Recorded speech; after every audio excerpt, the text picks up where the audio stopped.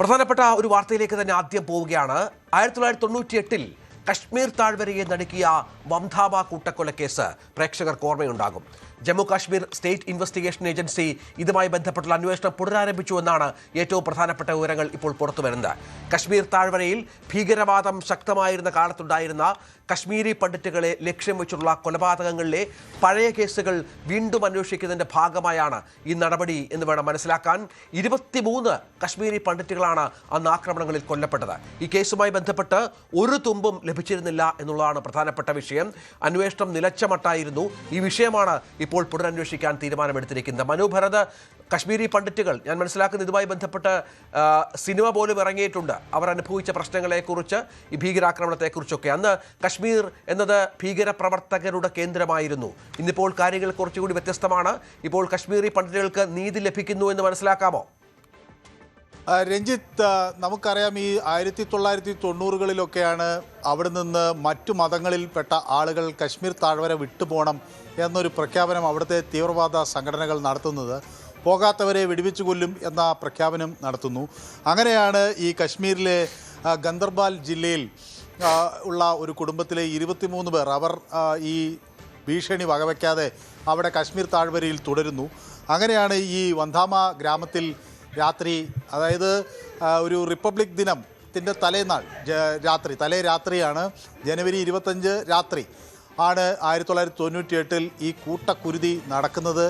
അതിൽ നമ്മൾ മനസ്സിലാക്കേണ്ടത് 4 കുട്ടികൾ ഉണ്ടായിരുന്നു എന്നാണ് അന്നത്തെ അതിൽ ഏറ്റവും സങ്കടകരമായ കാര്യം. 9 സ്ത്രീകളും 4 കുട്ടികളും ഉൾപ്പെടെയുള്ള 23 അംഗ കുടുംബത്തെയാണ് അന്ന് അതിക്രൂരമായി വകവരുത്തുകയും ഒക്കെ ചെയ്തത്. ഇതിനു പിന്നിൽ ലഷ്കർ ഇ തൊയ്ബയാണ്, അതുപോലെ JKLF ആണ്, ഹിസ്ബുൾ മുജാഹിദിനാണ് തുടങ്ങിയ പല ആരോപണങ്ങളും ആക്ഷേപങ്ങളുമൊക്കെ അന്ന് പുറത്തു വന്നിരുന്നു. അവിടെ അബ്ദുൽ ഹമീദ് ഗാഡ എന്ന ഒരു തീവ്രവാദിക്ക് ഇതിൻ്റെ പിന്നിൽ കൈകളുണ്ട് എന്ന ഒരു പ്രഖ്യാപനം അന്ന് വന്നിരുന്നു. ഏതായാലും അതിനെ സംബന്ധിച്ചൊക്കെ അന്ന് പലതരത്തിലുള്ള അന്വേഷണങ്ങൾ നടന്നു. ദേശീയ മനുഷ്യാവകാശ കമ്മീഷൻ്റെ മുന്നിലൊക്കെ ഈ വിഷയം എത്തി. പക്ഷേ അങ്ങനെയൊക്കെ പരിശോധിച്ചിട്ടും അതിൽ പ്രത്യേകിച്ച് ഒന്നും സംഭവിച്ചില്ല എന്നുള്ളതാണ് അന്നത്തെ ഒരു സാഹചര്യം. പിന്നീട് ഈ IK ഗുജ്റാൾ ഒക്കെ അന്ന് കശ്മീരിലെത്തുകയും അവിടുത്തെ ദുഃഖത്തിൽ പങ്കുചേരുകയും ഒക്കെ ചെയ്തു എന്നത് ഒഴിച്ചു നിർത്തിയാൽ, ഫറൂഖ് അബ്ദുള്ളയും അവിടുത്തെ ഗവർണർ KV കൃഷ്ണറാവുവും ഒക്കെ അതിൽ പങ്കുചേർന്നു എന്ന് ഒഴിച്ചാൽ ഈ അന്വേഷിച്ച് ഇതിനൊരു നീതി നടപ്പിലാക്കുക എന്ന ഒരു കാര്യം അന്ന് ഉണ്ടായില്ല.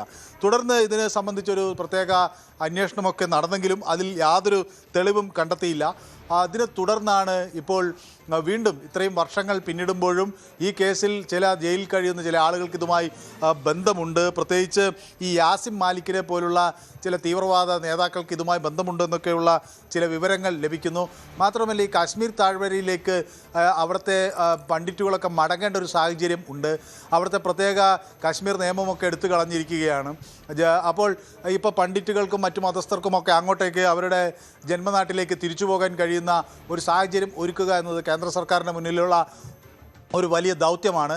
അതിൻ്റെ ഭാഗമായി കൂടി ഇവർക്കൊരു ആത്മവിശ്വാസം പകരുന്നതിന് വേണ്ടി കൂടിയാണ് ഇത്തരം കേസുകൾ ഒക്കെ റീഓപ്പൺ ചെയ്യുന്നത്. ഈ വന്ധാമ മാസക്കർ മാത്രമല്ല, അവിടെ ഒരു തപ്ലു മർഡർ എന്ന മറ്റൊരു പ്രധാന സംഭവമുണ്ട്. ടിക്കാലാൽ തബ്ലു എന്നത് അവിടുത്തെ BJPയുടെ ഒരു നേതാവായിരുന്നു. ഇദ്ദേഹത്തെ വകവരുത്തിയിട്ടുണ്ട്. അത് 1989 അത് അവിടുത്തെ ആദ്യത്തെ ഈ ഒരു മതം നോക്കിയുള്ള ഒരു കൊലപാതകത്തിൻ്റെ ആദ്യ ഒരു ചരിത്രമാണ് അത് പറയാനുള്ളത്. ആ 59കാരനായ ടപ്ലു അന്ന് BJPയുടെ അവിടുത്തെ വൈസ് പ്രസിഡൻ്റൊക്കെ ആയിരുന്നു. ഇയാളെ വകവരുത്തിയ ഒരു സംഭവമുണ്ട്. അതുകൂടാതെ മറ്റു പലരുമുണ്ട്. ഈ സർല ഭട്ട് എന്ന ഒരു നഴ്സിനെ അവിടെ വകവരുത്തിയിട്ടുണ്ട്. അതുപോലെ എഴുത്തുകാരി സർവാനന്ദ കൗളിനെ വകവരുത്തിയിട്ടുണ്ട്. അങ്ങനെ നീലകണ്ഠ ഗഞ്ജു എന്ന ഒരു റിട്ടയർഡ് ജഡ്ജിനെ അവിടെ കൊലപ്പെടുത്തിയിട്ടുണ്ട്. അങ്ങനെ പല ആളുകളെയും അവിടെ ഈ 90കളുടെ തുടക്കത്തിലും അതിന് ശേഷവുമൊക്കെയായി ഇങ്ങനെ കൊലപ്പെടുത്തിയിട്ടുണ്ട്.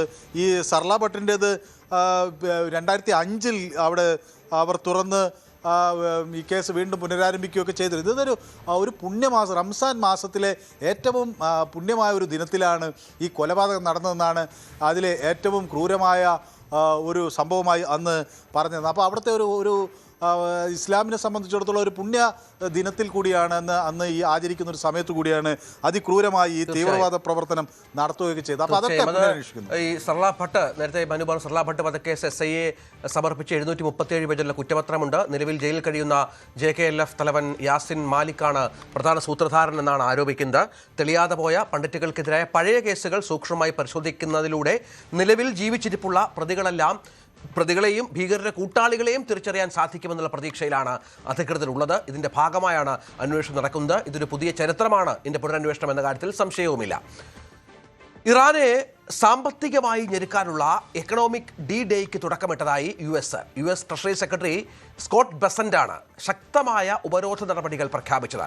ഇറാനുമായി വ്യാപാരം നടത്തുകയോ സാമ്പത്തിക ഇടപാടുകൾ നടത്തുകയോ ചെയ്യുന്ന മൂന്നാം കക്ഷികൾ, ബാങ്കുകൾ, കമ്പനികൾ എന്നിവയെ ലക്ഷ്യമിട്ടാണ് ഈ നീക്കം. പ്രധാനമായും ഇറാന്റെ ഓയിൽ വാങ്ങുന്ന കമ്പനികളെയൊക്കെ അമേരിക്ക ലക്ഷ്യമിടുന്നു എന്ന് വേണം മനസ്സിലാക്കാൻ. ഇതിനുള്ള വിശദീകരണം ഇറാന്റെ സൈനിക ശേഷി തകർത്ത് തരിപ്പണമാക്കിയെന്ന് അമേരിക്ക പറയുന്നു.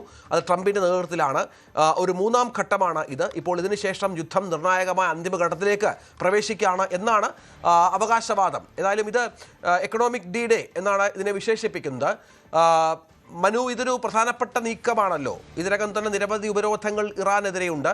അതിന് പിന്നാലെയാണ് ഇപ്പോൾ നേരത്തെ പറഞ്ഞതുപോലെ എല്ലാ ഏജൻസികളും, ഇറാനെ സഹായിക്കുന്ന എല്ലാ ഏജൻസികളും, സാമ്പത്തിക സ്രോതസ്സുകളും, ഇറാൻ്റെ എണ്ണ വാങ്ങുന്ന കമ്പനികളും മറ്റും പ്രധാനമായും ലക്ഷ്യത്തിലാകുന്നത്. അത് ഇറാനെ സംബന്ധിച്ചിടത്തോളം ചെറിയ പ്രതിസന്ധി അല്ല ഉണ്ടാക്കുക.